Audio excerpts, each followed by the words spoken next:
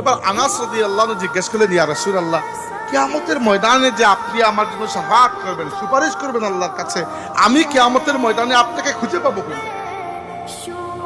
রাসূল সাল্লাল্লাহু আলাইহি ওয়াসাল্লাম বললেন, আনাস, তুমি আমাকে খুঁজে পাবে হাউজে কাউসারের পাশে, যেখানে আমি আমার উম্মতকে পানি পান করাবো।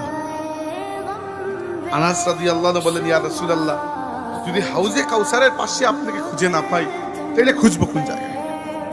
রাসূল সাল্লাল্লাহু আলাইহি ওয়াসাল্লাম বললেন, যদি হাউজে কাউসারের পাশে আমাকে না পাও, তাহলে আমাকে খুঁজবে মিজানের পাশে, যেখানে আমার উম্মতের নেকি এবং বদ আমল পরিমাপ করা হবে, আর আমি আমার উম্মতের জন্য সেখানে আল্লাহর কাছে সুপারিশ করব।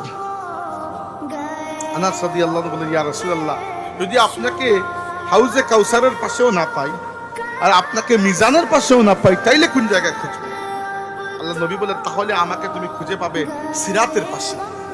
সিরাত আমরা বাংলায় কুল সিরাত বলি। সিরাত হচ্ছে এমন একটা রাস্তা যেটা অত্যন্ত অন্ধকার এবং ভয়ঙ্কর, যেখানে ইমানের নূর ছাড়া অন্য কোনো নূর আপনাকে পথ দেখাতে পারবে না।